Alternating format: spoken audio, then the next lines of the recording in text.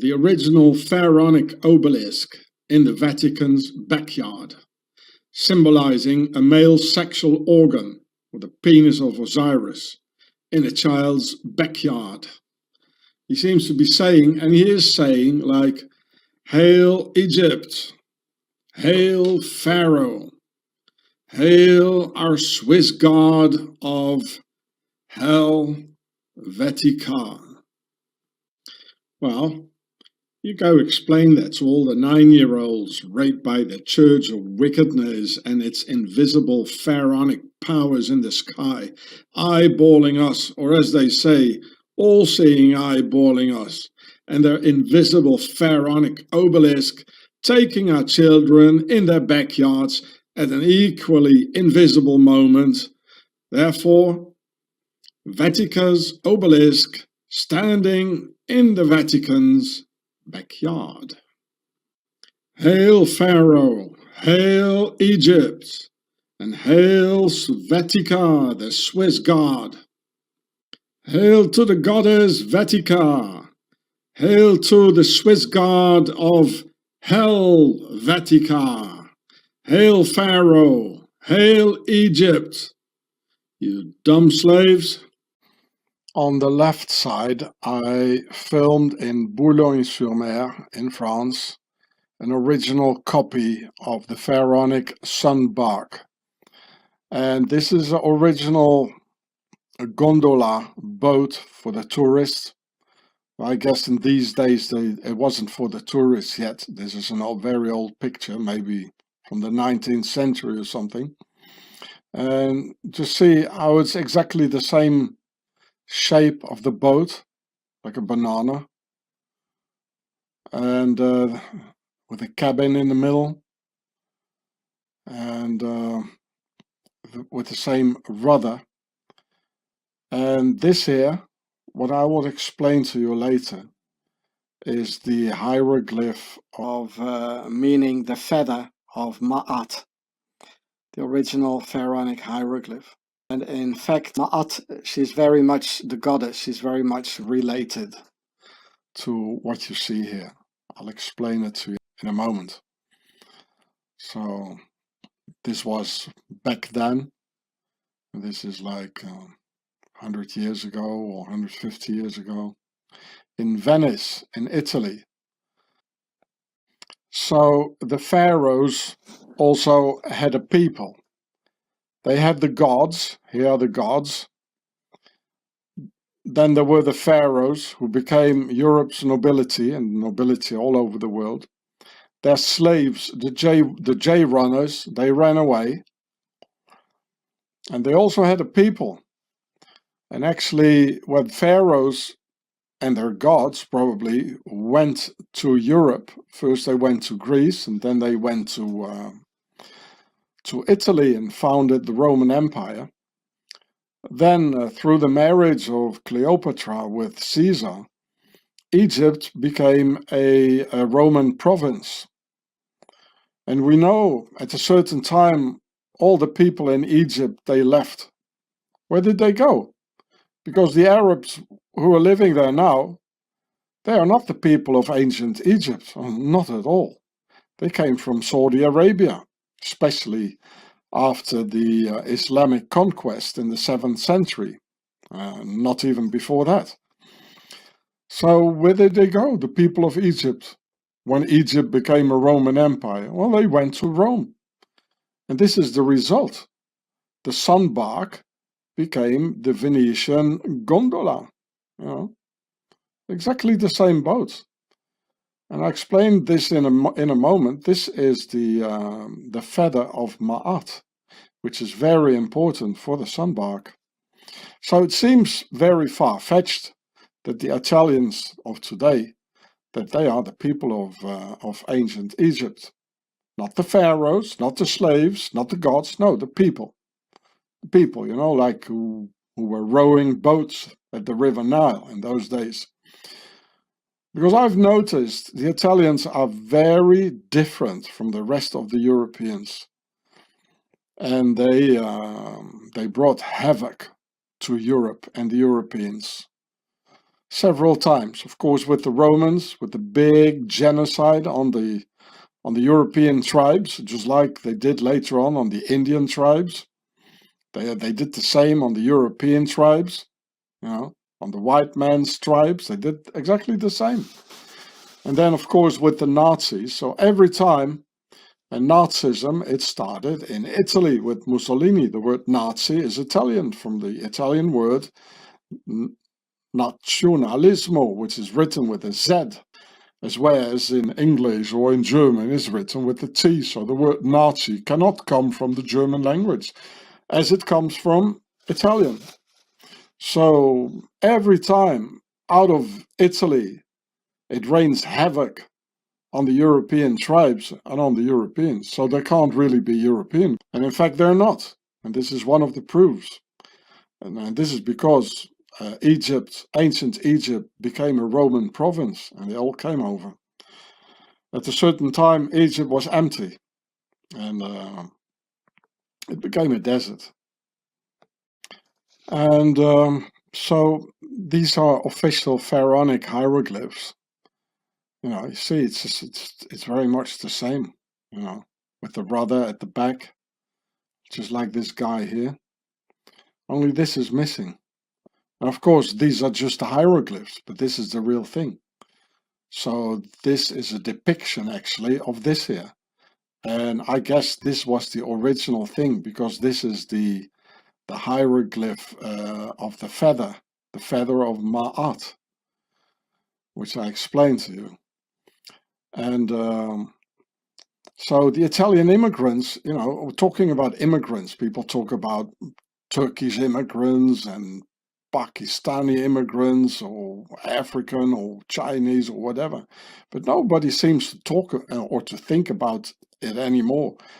Actually, the biggest load of immigrants in Northern and Central Europe, they are Italians, and they're the first ones.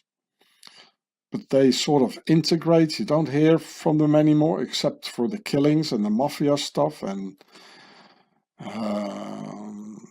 having a bigger economy than the entire European Union, probably, with the, you know, the mafia and all the illegal stuff which is going on.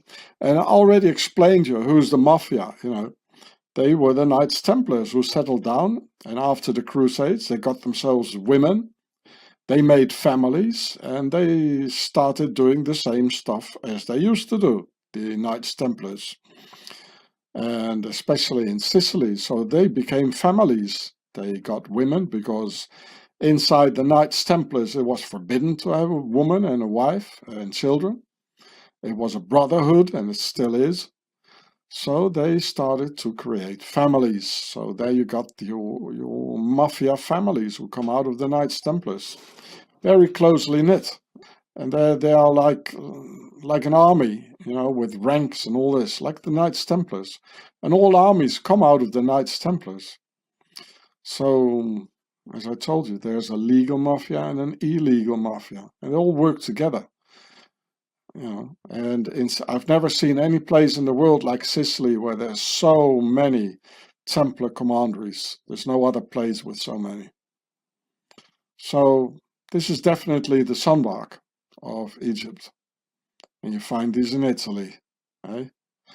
Well, Italy is not far away from Egypt, it's just across the dip. You know, and I noticed the same thing with, there are only two types of people who never take hitchhikers. And in Europe, the only ones who don't take hitchhikers are the Italians. Even Muslims and Turks and Arabs, they take hitchhikers, but not the Italians, you know. And the other ones are the Nubians, they never take hitchhikers. So they are different, you know. And, you know, when you go hitchhiking on an Italian motorway, they always hassle you, you know, call up the police. It's really a fascist country, and I don't feel safe there. There's something going on there, you know, like people call it shittily nowadays, and it's not far off. And we really have to question our history and question everything to find out by whom we're being ruled and whom are their collaborators. So I was going to explain this hieroglyph to you. Well, here it is. This is the hieroglyph of the feather of Ma'at. And these arms here going up, it's the Ka, which is the soul, actually when alive. And on the contrary to the Ba, is when you die, the Ba. So when you die, according to the pharaonic stories, you have to take the sun bark on the river Nile, which is going to the underworld the moment you die. And then Ma'at, the goddess Ma'at, the goddess of justice. Now we have Lady Justice with the sword and the scales, which is Ma'at, who became Themis in Greece. And in Egypt, she was still called Ma'at. The word magistrate, you know, it's after the word Ma'at, actually. So this is the feather. And Ma'at, she came with a feather to your soul when you're entering the afterlife. And when the weight of your heart equaled this feather, so being very light or being lighter, then it was okay, you could go to paradise or to the afterlife. When your heart was heavier than the feather of Ma'at, you were going to hell, where the Seth, the lord of the underworld, was. So the soul, this is the soul, Ka, it was measured with the feather of Ma'at. That's why the feather is inside the soul, which you can see here. And we find it here on the boat in Italy and on the water, which is representing the Nile or the Hades River going into the underworld, and where you were being judged for your life, you know, like a magistrate, ma'at. And so this is definitely a sunbark, or which they even used in ancient times, like this, with this on it probably. And this is why we find it in Italy, because they are the people of Egypt. And that's why Italians are different, and that's why we find them everywhere in Europe. You know, working for the pharaohs, especially after the Second World War, when so many European men were dead, so they needed new workers. And that's all what the pharaoh's nobility, where they are interested in. And there are people who know it in Italy, but the people themselves, they don't know it anymore. You know, after 3 generations, the people, you know, the dumb sleeple, they don't even know anymore where they come from or who their grandparents were. They don't know it after, you know, 2,000 years later. But some of them do, especially the mafia families, Freemasons, nobility. They know it, and we can see it, you know. That's why the progress of civilization, you know, it really started in Europe through Greece, and then absolutely the military progress, it started in Italy with the Romans. And how is it possible all of a sudden, out of nothing? Well, it's because of Egypt, you know. That's where they went to. And then when the Germanic tribes, they ransacked Rome, well, they came to France, pharaohs, but the people, they stayed here with their, you know, gondola, you know, pharaonic gondola. And especially for the Northern Europeans and the Central Europeans, you know,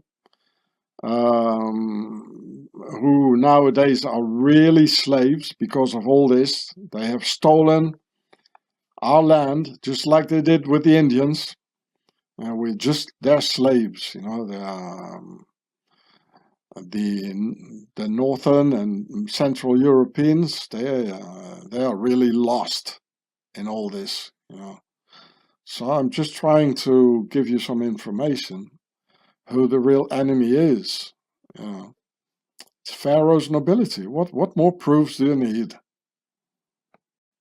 Again, to the right is the one I filmed in France, which is an exact copy of the sunbark, the Egyptian sunbark. I mean, why do you need a hut if it's something mythological, you know? It was also used. That's why there is a hut, you know, so people could sit in it, which you could see in the other picture, which was used in Venice and probably all over Italy.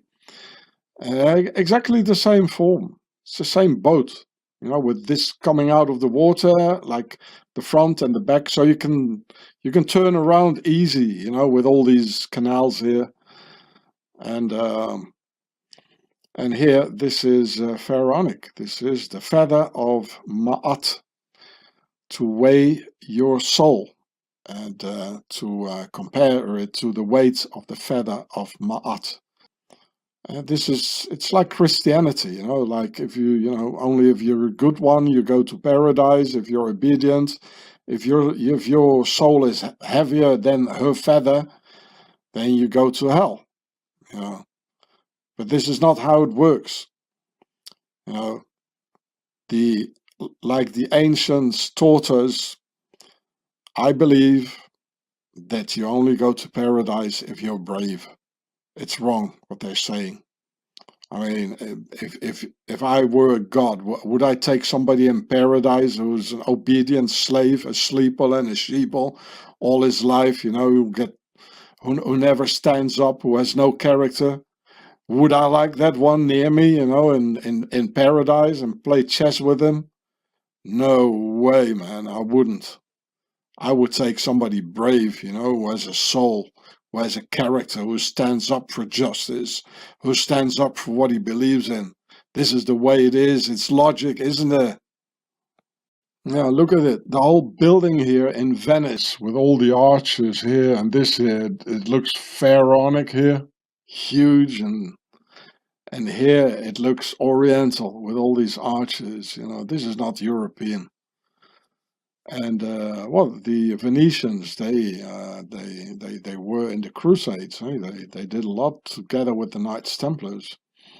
So here we see this is the soul, the arms like this. This is probably Ma'at, and she is weighing everything together.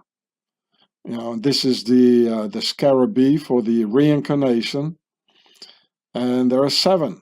You know, the concept of 3 here, and here's the concept of 4.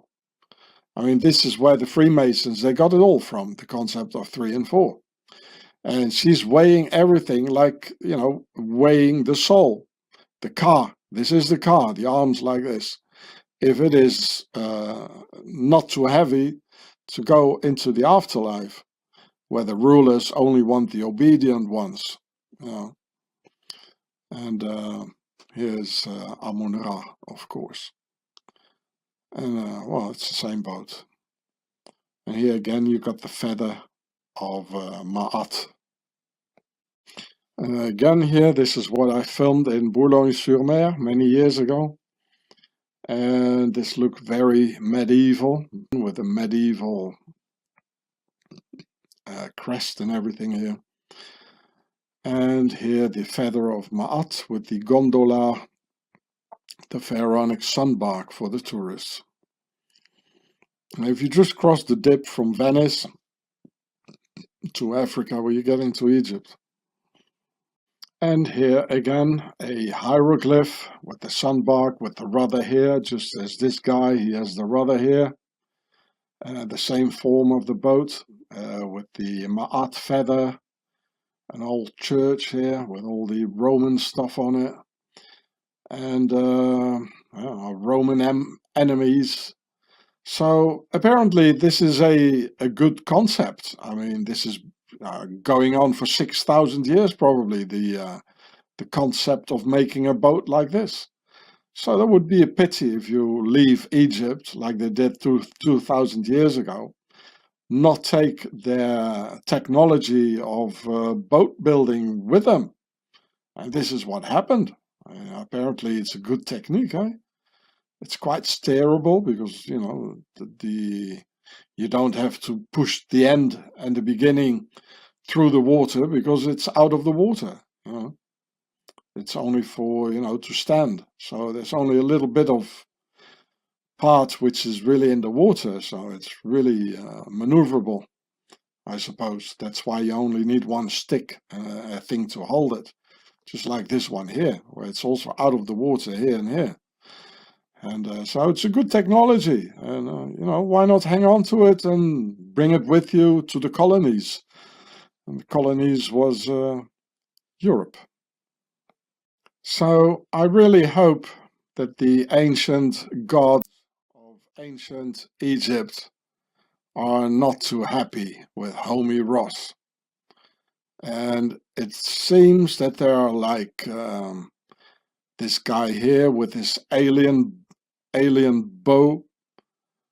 He's like looking, where's homie Hross? I'm gonna shoot him.